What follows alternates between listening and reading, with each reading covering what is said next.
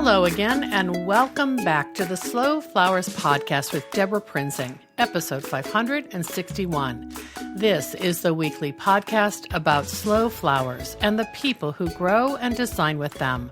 It's all about making a conscious choice, and I invite you to join the conversation and the creative community as we discuss the vital topics of saving our domestic flower farms and supporting a floral industry that relies on a safe, seasonal, and local supply of flowers and foliage. This show is brought to you by slowflowers.com, the free online directory to more than 850 florists, shops, and studios who design with local, seasonal, and sustainable flowers, and to the farms that grow those blooms. It's the conscious choice for buying and sending flowers. And thank you to our lead sponsor, Farm Girl Flowers. Farm Girl Flowers delivers iconic burlap wrap bouquets and lush, abundant arrangements to customers across the U.S., supporting U.S. flower farms by purchasing more than $10 million of U.S.-grown, fresh, and seasonal flowers and foliage annually. Discover more at farmgirlflowers.com. And thanks to Mayesh Wholesale Florist. Family-owned since 1978, Mayesh is the premier wedding and event supplier in the U.S., and we're thrilled to partner with Mayesh to promote local and domestic flowers, which they source from farms large and small around the U.S. Learn more at mayesh.com. The urgency to reverse climate change and better care for the future of our planet are top-of-mind issues for many floral professionals. If you're listening or watching today, you probably are here because you want to know more about the Slow Flowers movement, and we schedule our topics and guests with values of seasonality, sustainability, and social equity in mind. We know from our members' feedback and surveys that you too want to make mindful decisions about your own role in creating a better floral marketplace. Today's guest has been a valuable resource throughout my own quest to become better educated, including understanding the scientific facts and academic research around sustainable and non-sustainable practices in our floral marketplace. I recently visited Becky Feasby, owner of Calgary, Alberta-based Prairie Girl Flowers, and the two of us spent much of our 72 hours together in conversation about our shared passion for making the floral industry a safer and more sustainable one. Those conversations are captured in today's show, and I'm excited to share with you. Becky is a passionate gardener florist who creates natural arrangements centered on the vibrant colors and textures that make up life on the Canadian prairies. She is currently working toward her master's degree in sustainability at Harvard University and says sustainability is not only the focus of her work, but also the reason for her existence, to create a sustainable floral business in Calgary that maintains the environmental, social, and economic integrity of the floral industry. Wow, wise words. Well, let's jump right in and join the conversation.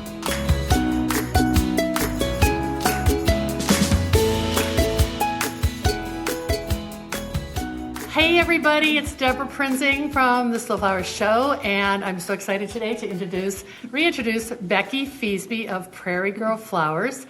We're here in her beautiful home and garden in Calgary. Yes, I know. It's so great to have you here. Thank you for hosting me. Please, anytime. It will be revealed to all of you in the near future, why I'm here. But it's been phenomenal. We have such a great contingent of Slow Flowers members in the nation of Canada, our neighbors. We have so many kind of similar issues with flower sourcing, flower farming, sustainability, that it's just been a great alignment. And Becky has stepped forward a couple years ago as sort of our ambassador for Slow Flowers, and we cook up a lot of things. So we're going to talk about that. But first of all, I want to say that you are a past guest of the podcast. I know. Right? That was a long time ago. 2018. Yeah. We were at the Whitby Flower Workshop, and it was so interesting because we talked about Prairie Girl Flowers. Yep. And at the time, how would you have described yourself? Like I was sort of fledgling, Uh-huh. so getting going, frustrated with what I felt was the sort of standards in the industry, and also finding my way as a new wedding florist and so on, and how was I going to navigate the goals and ethics and standards I had set for myself and my business with trying to produce beautiful things and learn as I go and so on. But you had a mobile a mobile component. I did. That's right. I had a flower truck, so I tried that out for a couple of years here in Calgary. It was a rough go, simply because a flower truck in Calgary can really be only on the road for 5 months of the year. It wasn't year round. No, it was not year round. It's hard to sell flowers out of a truck window if it's minus 30. Yeah. So, but it was a cute idea. The photos are cute. Super cute idea, and it was fun, and it sort of, I met lots of interesting people. I got some great gigs out of it, and people now say, I miss your truck, and I'm like, well. Right. And COVID also, a lot of those markets were shut down, and so I'm like, where am I going with this truck, right? Yeah. So, this is kind of a where is she now type of interview, and Becky's doing some really exciting things that I'm really happy to be part of, and one of them is I want everyone to hear about your current role in the floral space, and you still are using the name Prairie Girl Flowers. Yes. Yep. But pretty soon you'll be Becky Feasby, graduate of Harvard. Harvard. So right. I want you to give everyone kind of a snapshot of what you're doing and how it all came together. Yeah. So and thank you, Deborah. You've always been a massive support, which I never easy to do. Well, and I feel the same way. Yeah. So I think I was getting a bit frustrated about how I could affect the kind of change I wanted to see. And what I came to realize after a sort of botched meetup with a Canadian wholesaler that I felt, didn't go the way it should. The meetup didn't happen. And I thought, you know what? I'm missing gaps. There's a lot of gaps in my education and my knowledge and experience that need to be filled if I'm going to get anywhere here. So I thought, let's go back to school. Because who doesn't want to do that when they're almost 50? But let me just say, this household of the Phoebes, you're all into school. You have an extra master's. Your husband has a master's and a law degree, and a PhD, and a PhD. Oh my gosh! I have a daughter starting grad school, so we do academia here. Yeah, you solve problems through study. Yes, I would say that as a family we sort of do that, and I mean we may be a bit nerdy. Yeah, but and I mean we value experience, but I do value that. If higher education is accessible to you, I think there's lots to be gained there. So you knew there was a body of knowledge that you hadn't tapped into that you wanted to have and to make you more fluent in the sustainability conversation. Absolutely. So what? You went online. I went online. I'm like, where should I go? And I'm like, well, sustainability is a sort of newer degree offering at many universities. I had some Canadian options, but they all had a fairly long residency requirement, so I might have had to go and live there for 3 months or 6 months, and that wouldn't have worked in my family situation. There was nothing here.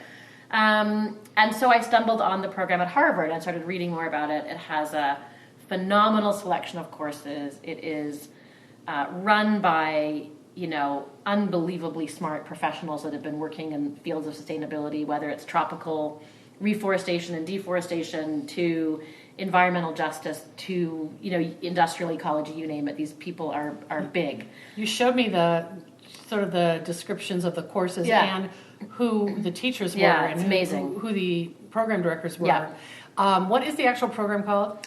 So it's the degree I'll get is called an ALM, which is Master's in Liberal Arts in Sustainability. Okay. So, and they also offer a global development practice that's part of that sort of sustainability umbrella. So there's students from all over the world. There's students from all over, and I have a 3-week residency requirement, so I will be going there to fulfill that. So even before COVID, that's how they operated it. Yes. Okay. You're a distance learner. Yeah. Yes. So they during pre-COVID, they would have most of the classes live in person, but then filmed and broadcast. Yeah. The broader topic of sustainability it seems to mean that you're designing your course of study. Yes. So I don't have a sustainable floristry. They do program. not. Yeah. And that's a good point, Deborah, because one of the other things I started to realize the longer I've been there is how blind even experts in sustainability or environmentalism or social justice are to the issues that we have in the floral industry, and they sort of fly under the radar. And from a volume perspective, it's not as big as conventional agricultural practices perhaps, or fashion, let's say, or whatever. Or food systems. But there's still, impacts that we have to start addressing and understanding. So, yes. So you started the program, you had to take a few courses and then apply. Yeah. Did you have to have like a statement of study that you pitched to them as like, I deserve to be part of this? Yes. And so like what were my goals for the program, and what did I anticipate my thesis or a capstone project, but I'm going the thesis route, what did I anticipate that being about? Okay. Wow. And then I do get an external supervisor as well, so I'll find that person who sort of is going to add value, and I will add value to their research, and they'll add value to mine, and we work together. Is it someone at Harvard, or it can be somewhere, anywhere? Okay. Yeah. Okay. And so Harvard funds that. Wow, that's amazing. Yeah. So you started. This was a true COVID project because you started it. Well, January 2020. So that's crazy. No, sorry, January 2021. Okay. So it was 100% COVID. Okay, so you've been through 5 semesters, you said. Yes. Wow. Yeah, because I did great. summer school and a bunch of things. Yeah. When you talk about flying beneath the radar, I just find this so fascinating. You've described some of the classes you've taken. Yeah. For example, the sustainable fashion class. Yes. Yeah. Your instructors allowed you to do kind of a floral centric research project in that class. Totally. We had 3 papers that had to sort of build on each other. And I asked, is it okay if I would write about these in the flower industry rather than the fashion? And the professor was like, absolutely, the issues are the same. There's so many parallels. Right? There's so many parallels. In that class, I actually learned so much from that can be really applied to the research I'm going to be doing for my thesis work. Wow.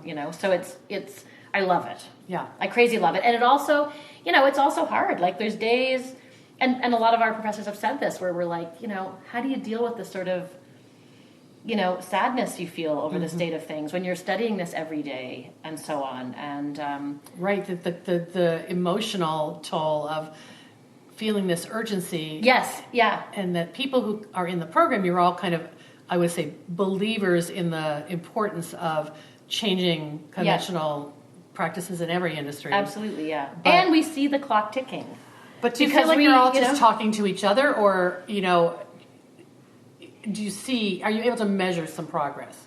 Oh, yeah. And I think we see, I learned from my classmates, like the bigger conversations that are happening in their work, in their industries, whatever. And so I think, and, even, my one of my professors, who's the head of sustainability for Blue Apron, I told you about, and she showed up one night and she was all teary-eyed in the class saying, we just went carbon neutral.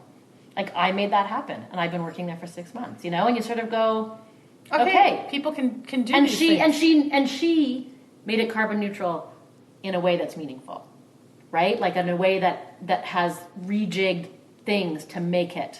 And got buy-in from the senior management. Exactly, and all that. Yeah. So, I mean... That's a victory. I think so. So, we hear about these victories, and we have amazing guest speakers and guest lecturers, and... and you see the big problems that they're solving. But flowers have never been taken quite seriously in the sustainability world as an issue because, well, they're pretty and they grow. Well, how can there be a problem with this? Yeah, well, there isn't. Yeah. I grew these. These were grown here, Calgary grown. Right, but yes, you've really opened the eyes of your academic peers and your faculty, instructors about just the fact that this is important. Well, and I think, and so many of them have, when I'll speak about this in class or, research it and write in my papers or whatever, the sort of response will be, well, of course these problems exist. Of course they do, but I've never thought about it.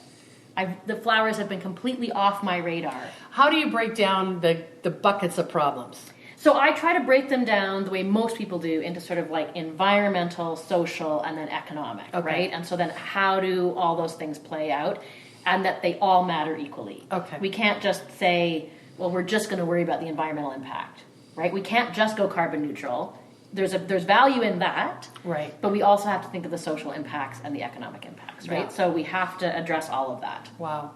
And it's easy to fill up those buckets when we talk about flowers, right? And figure out where are the gaps, right, in the industry that need addressing. Right. So you went in with a kind of an intended thesis statement. Mm-hmm. Can you share with us what that is, and has it changed at all? It's totally changed. So okay. So I'm hopefully now, and there's still some finalization for sort of the pre-proposal start part of your thesis.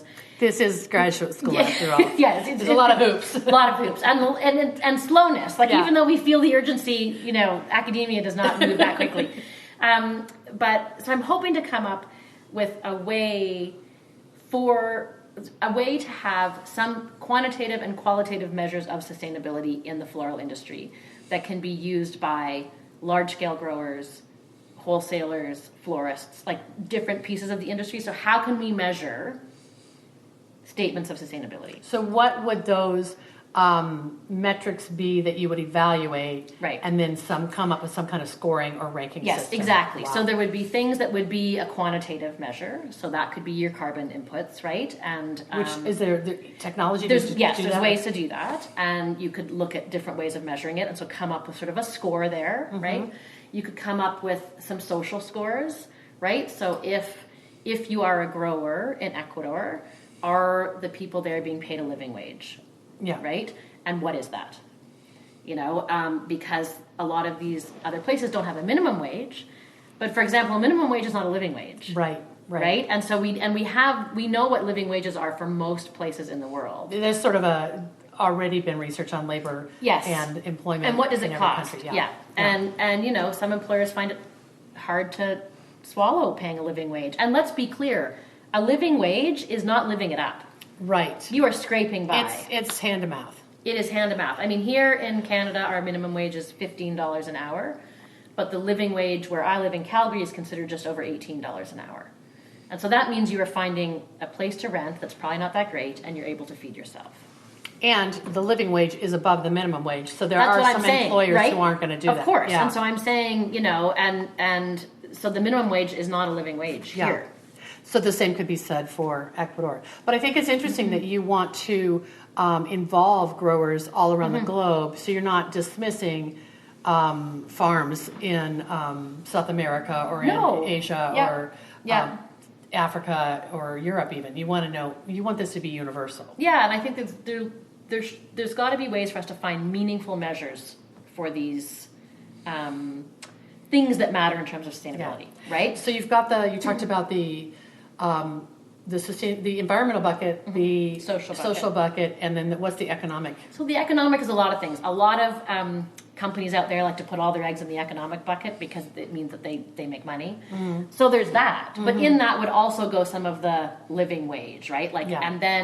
And then also looking at how the costs change through the supply chain, right? I mean, when I say this all the time, when you look at a 99-cent Ecuadorian rose, how much, if that's what I'm paying as a florist. Right, in North America. Right. What is the cost of that, right? How can we break down the economics of that rose? Wow. In ways that, make sense.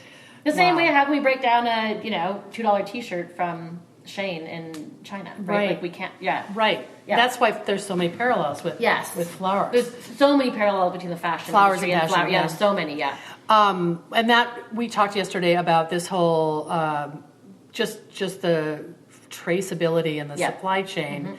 That's back to the cost. You have to go back to the beginning. Yes. I mean, you want to sort of have that cradle to grave kind of analysis of these products, and what are the costs, what are the inputs, and what are the outputs, right? So you have this tool you're going to develop and scoring system. Yeah.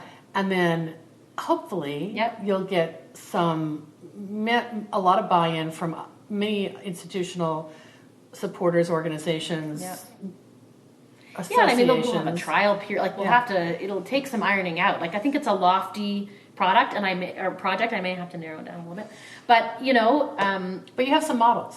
I do have some models. There's other models that I can sort of draw on and try to... That are being used in the forestry goods, yes, right? Exactly. Look at FSC certified wood. There's other models in the fashion industry. There's other models we can draw on and sort of go, okay, well, where... I look at the SASB, the Sustainable Accounting Standards Board in the U.S. We can look at that model, right? And how do we...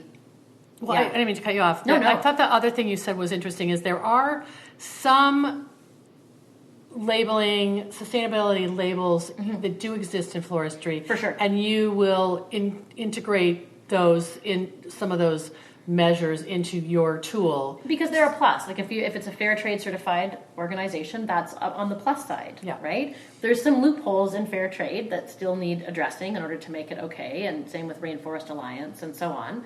But it's still a major step forward. Yeah, it's not to dismiss those. It's to say we're bringing that into this larger analysis. Yes. Because some are not addressing, not the whole picture. No. Yeah. And I mean, some are not addressing, basic human rights. Yeah. Right? And so, we have to, and we need that globally across all industries. I mean, the floral industry is not special. No.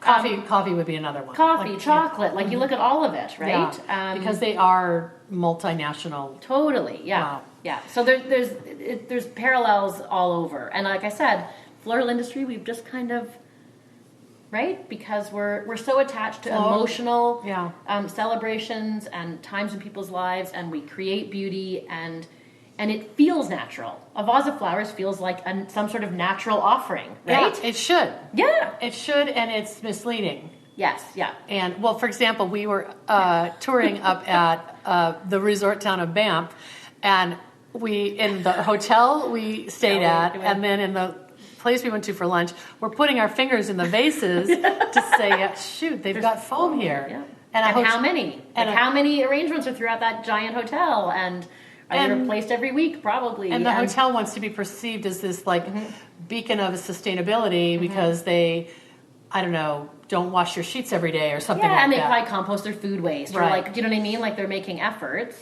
But they're not thinking about flowers. Because you don't. Yeah. And people have no idea. Yeah. Right? Yeah. Yeah.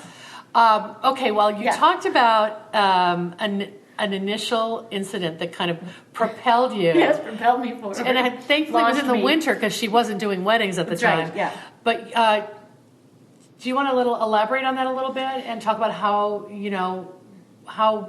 so much has changed for you in the last 2 years with what you're doing in the industry now, in the slow flowers world and I mean, beyond. I'm just I'm a part-time fact checker. I feel like I do a lot of that.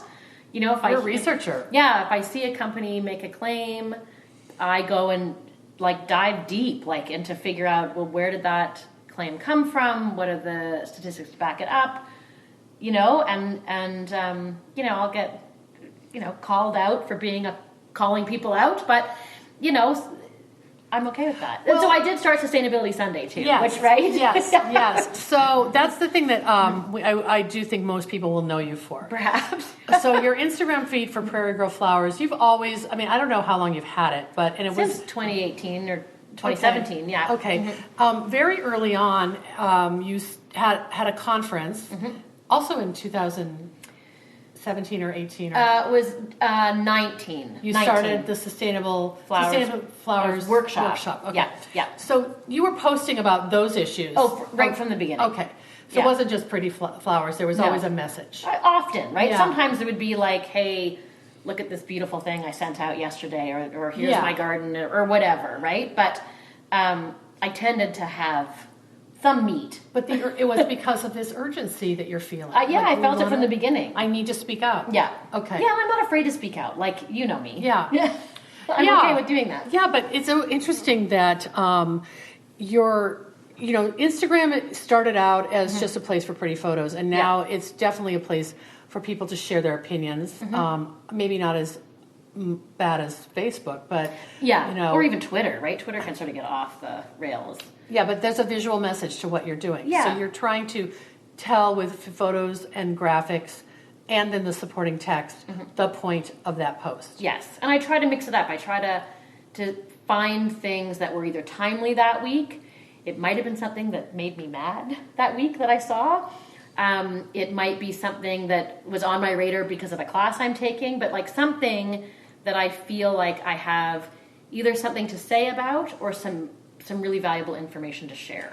Well, I know that Sustainability Sunday has become very popular in the Slow Flowers community. People read what you post on Sunday. They often share and repost, lots of comments.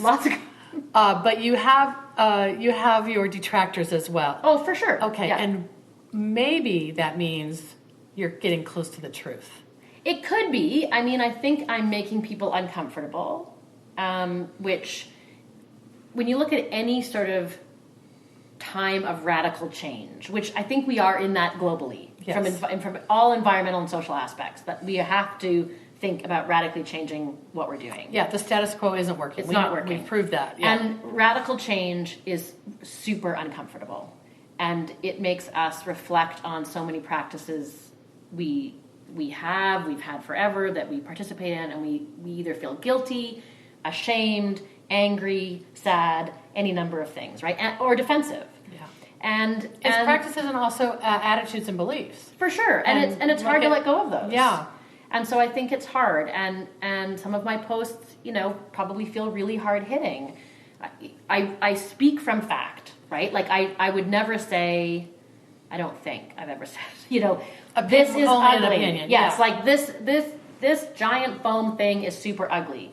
I might say this giant foam thing is super wasteful. Right. But that is a fact. Right. That is not, do you know what I mean? Right. Somebody else might say, and it's ugly to boot, and I might agree. Yeah, but that's more subjective. It's super subjective, yeah. Right? So I try to, research the facts, think through it, talk about a study I've just read, keep it recent, up to date, and so on. And maybe give people the reference to that study if they want to go read it themselves. Yeah, it's hard to embed in there, right? Right. Because then, but you name it or whatever. Oh, yeah, or if people, message me and say, hey, can you give me the link to that study? For sure, of course, right? And so you're talking about everything from mechanics to sourcing to, materials, mm-hmm. to the human factor, yeah. and the chemicals, the broader environmental issue. And, at first I thought you were going to run out of topics. Oh, I did too. Okay. I think I was 3 weeks in, and I'm like, crap, what am I going to write about? Like, how am I going to make this go? But I'm coming up on 2 years. So I'm like, apparently. And listen, she has not missed a single Sunday. That's right, yeah. But yeah. Much to the chagrin of some followers, I'm sure they're like, we could use a break. Like, well, you're not getting one. It's interesting because I thought she's already written about flour foam, and now she's doing it again. Mm-hmm. Your point, and we talked about you hearing from a very well-known influencer who was like, aren't you done with this? Yes. Or something. And you had a great response. So I my response was, which then she was like, oh my God, of course, you're right. And I said, how long did it take us to get cigarettes properly labeled? You had to be 18 to purchase them. In Canada, they're hidden. I don't know if they're around the States. They have to be hidden behind people had to build new shelving with a cover on it behind the desk. And how long did it take us to get that? Like decades. Right. And yet there was complete evidence that smoking causes illnesses. Right. And impacts on an unborn child and so on. Right. So we knew this. But how long did it take us to get all of that done? There was a relentless campaign. Yes, yeah. Probably from the medical profession and from educators and child development experts. Yeah. That it was a collective effort. It wasn't one person. No, and you have to it's like you just have to keep beating it and beating it and beating it and fighting for it. Not that I'm comparing, flour foam to cigarettes. I'm not. But the point is that whenever you want to make a change and really sort of disrupt things and shift them in a way that is better for the planet and its people and so on, that's going to take a lot of work and a lot of repeating the message. Right. But you are trying to have a call to action. Yeah. Or some offered solution.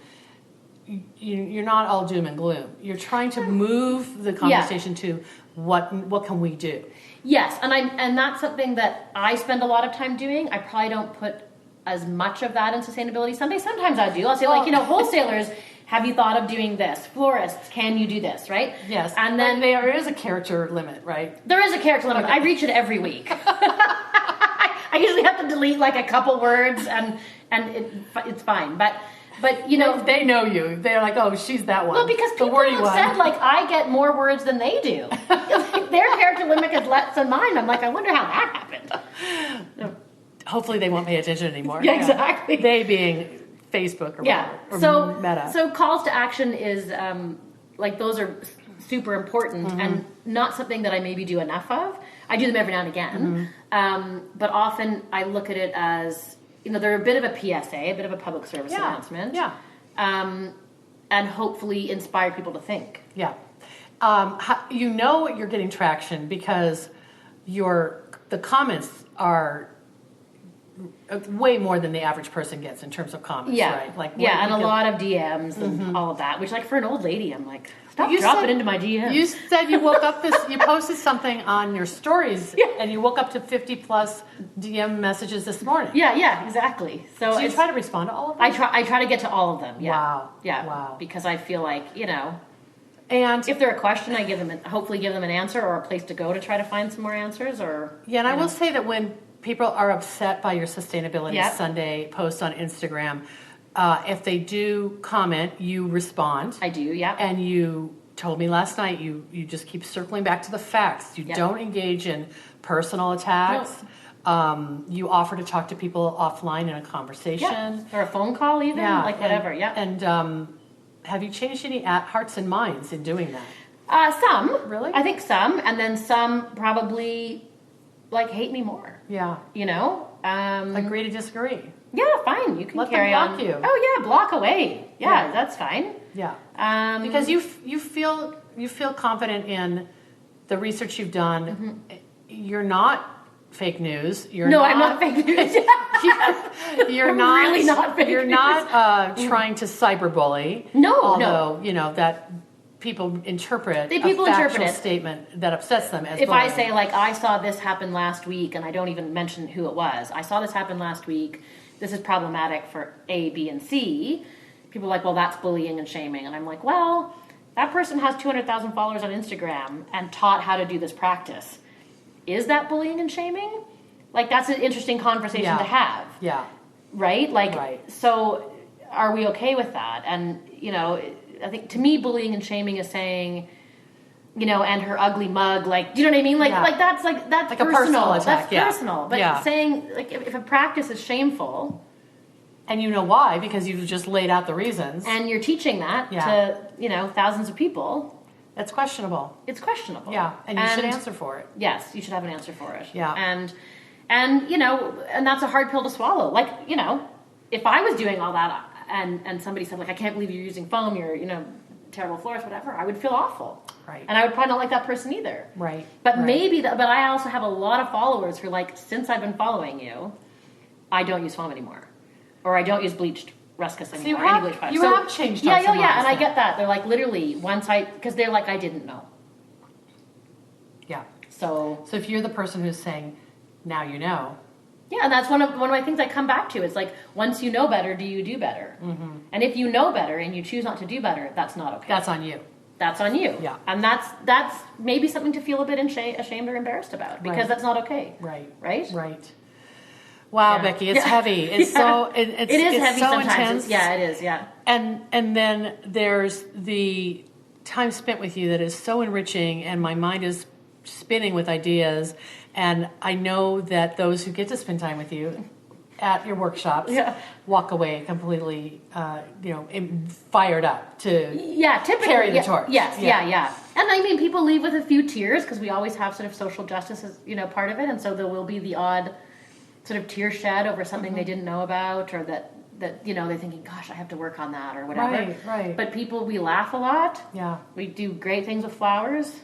We laugh a lot. So you've changed the Sustainable Flowers Workshop to a new kind of model called the Sustainable Flowers Project. Yeah. And I wanted to just talk about that before we wrap up. Yeah. It's in September. Yeah. You're coming to the U.S. I'm coming to the U.S., taking it on the road. Okay, Yeah. so with my good buddy TJ McGrath. So he and I are sort of leading this year in New Jersey at the beautiful regenerative Jardin de Bouy that is run by two of our speakers, Andrea and Eric, who will be teaching regenerative soil practices. So I should say, this year we're looking at the workshop and the project, the Sustainable Flowers Project, to go from soil to vase. I love that. And then the umbrella over that vase is the social justice. Okay. And so we start at the soil on the first day. And that's why you've chose that location. Yes. Yeah. And we have Eric and Andrea speaking to this, right? And their landscape architects, designers, and he's like, crazy, fascinating soil nerd. Okay. Knows tons about... They think about soil before they even plant something. Oh, yeah. So there's soil to landscape to garden. And regenerative practices. What does that mean? So, we'll be talking about fungi and what does regeneration mean in terms of soil and so on, and touring the grounds. And then I have Shane Connolly coming over. That's a pretty big get. Yeah, he's great. And so adorable. He's one of my buddies too. Yeah. And so past guest of the podcast too. Yeah, I have to say. Terrific. Although you think he might not remember that. Well, he might. We'll see if he watches this. We'll have to remind him. He messages us, and he'll be like, "Of course I remember." Shame, you remember, right? So he's coming over and doing, sort of understanding seasonality and the importance of seasonality in your arrangements, and doing one-on-one bowl arrangements with, as a group, right? So Shane will But that's sort of his lens that he's looking at design through seasonality. Totally. Yeah. And so understanding that. So we'll be, late September, it'll be stunning. Yeah. We have Ingrid Carosi coming over from Tin Can Studios in Brooklyn, who's an excellent, she's hardcore, large-scale sustainable mechanics, right? But from someone who didn't used to be that way. So she's talking about her own evolution as a large-scale event designer. And how she now never, ever uses foam, and now never uses bleached or dyed or painted botanicals, and still attracts these world-class big clients, big right? brands So her this clients. can be done. Yes. Right? Yeah. That's empowering. I think it's super empowering. And she's also wildly talented and lovely. So that'll be fun. We have a big catered dinner that night where we'll be sitting with all of our arrangements and so on. And then we have TJ doing a sort of rethinking your arrangement. So how can you rethink things with fewer new inputs, right? So again, that not consuming... Like the less is more kind of philosophy. And less can be more, right? Yeah. And then we're lucky to have Amber Tam coming, who's a remarkable young woman in Brooklyn who is sort of part of the sustainable floristry movement and also food justice and food sovereignty. Yeah. So she has a rich flower and horticulture background that I think will be fabulous. Yeah. So she's our umbrella, right? Like she's the... So talk about the social justice And this component. has to, that's what keeps it all being okay. Well, it's back to what you said. You said something earlier about, if you have this silo approach and just looking at sustainability, but you're not looking at the human component or the economic component, you're not getting this holistic solution. No, because somebody or something is getting left out. Yeah. And whatever's getting left out matters. Right. Right? We can't leave out the environment. We can't leave out the people. We can't leave out, valuable and economically sustainable supply chains. We can't leave that out. Yeah. It all has to, because otherwise it collapses. Right. Right? Yeah. I love it. Well, it's people, planet, and profits. That's what it is. Totally, exactly. People, planet, profit, environment, social, economic, any number of things, right? That's great. And I think, ultimately what you end up with is a system that is sustainable and that flourishes. And everyone and as everyone is empowered to understand this, you just take this big macro idea and you can apply it to your mission and your brand and your daily practices. Yeah. If you're empowered and you know the truth about the choices you're making. Exactly. And so many people don't because it's not presented. That's right. Yeah. And to just have all of those, to have those uncomfortable conversations or those uncomfortable thoughts about well, wait a minute. What am I going to do about this? Do you know what I mean? And then try to problem solve that. Yeah. I mean, from a point of view of being a book publisher, I'm committed to printing my books in the U.S. Yeah. And,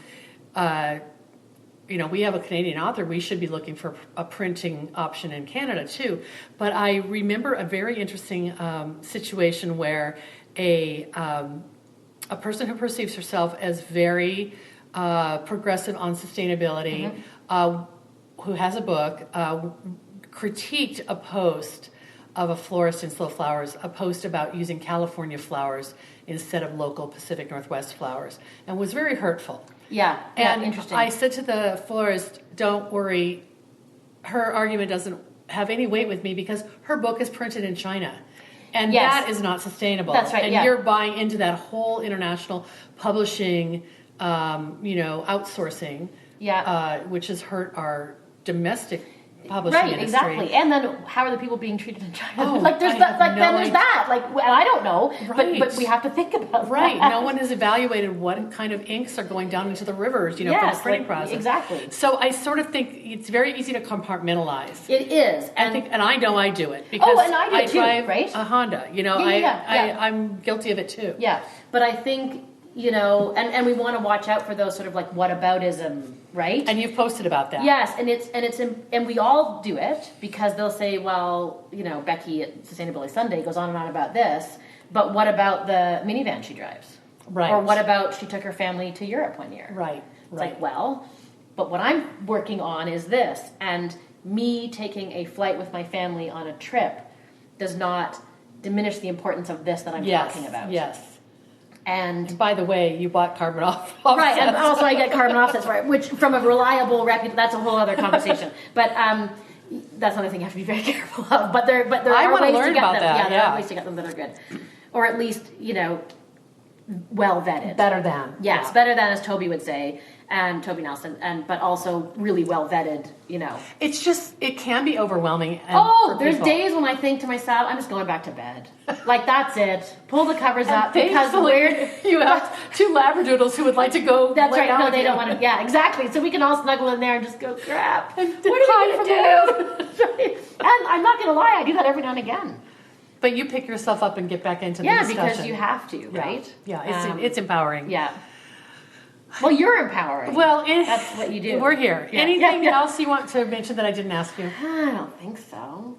Yeah, I mean, we're excited for this. I'm excited to come to the summit. Yeah. I'm delighted that you're coming. Absolutely.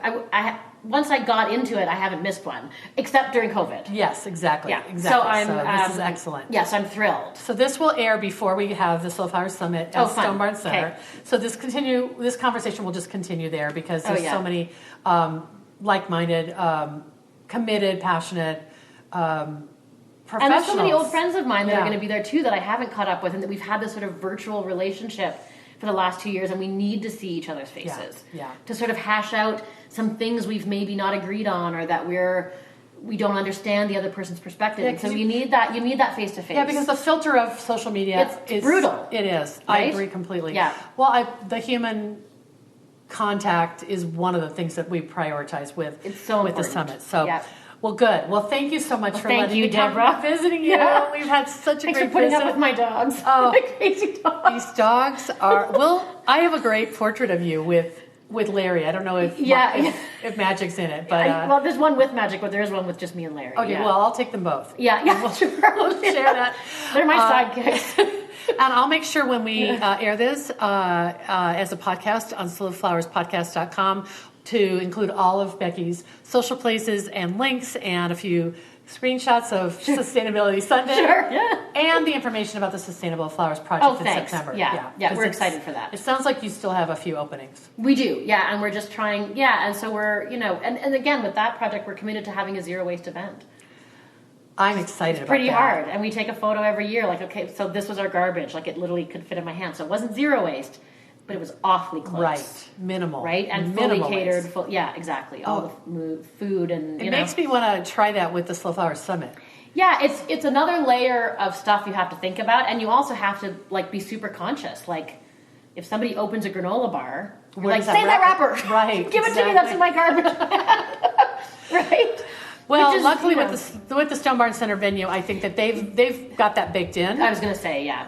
I don't think we'll have styrofoam coffee cups. That sort of thing. Yeah, exactly. So we've asked those questions. Okay, I'm going to end this. Okay, thank you. I have to fly home. That's right. I have to take you to the airport. Thanks so much. Thank you, Deborah.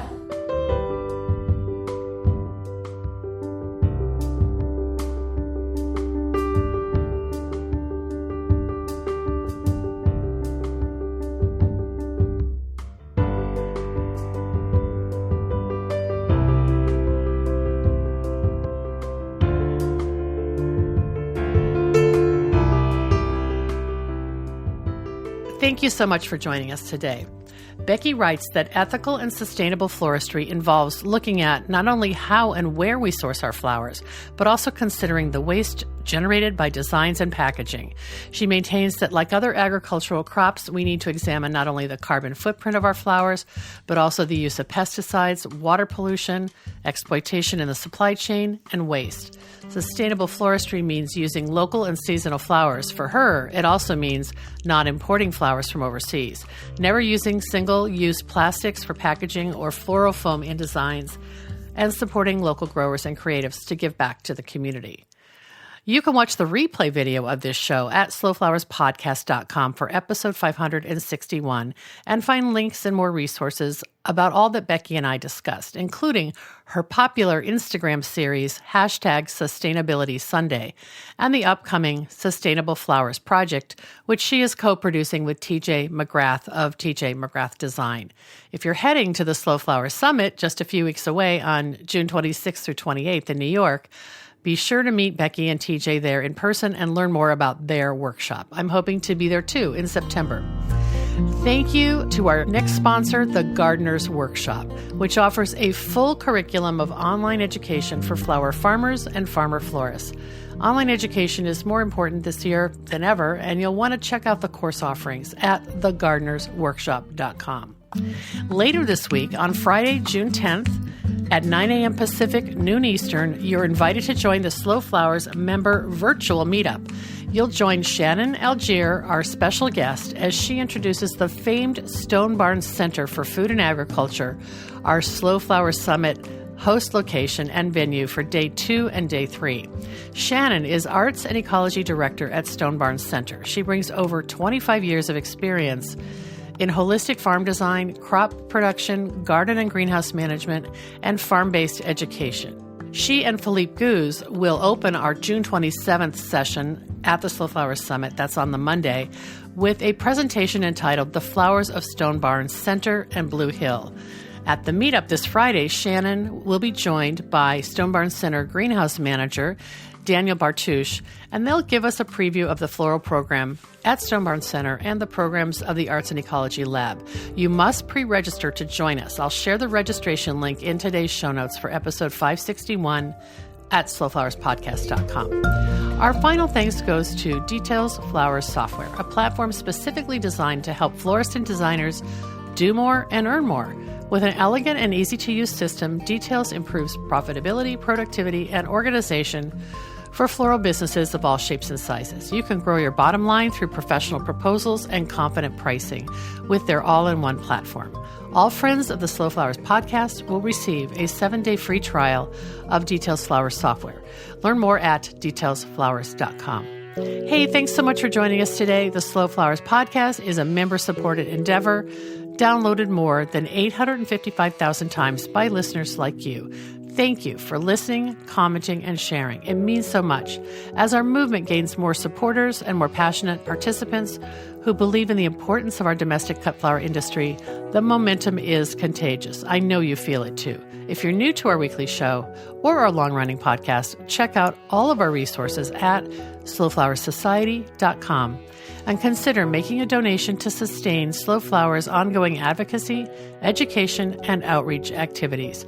You can find the donate button at slowflowerspodcast.com. I'm Deborah Prinzing, host and producer of The Slow Flowers Show and The Slow Flowers Podcast. The Slow Flowers Podcast is engineered and edited by Andrew Brenlin. The content and opinions expressed here are either mine alone or those of my guests alone, independent of any podcast sponsor or other person, company, or organization. Next week, you're invited to join me in putting more slow flowers on the table, one stem, one vase at a time. I look forward to seeing you then.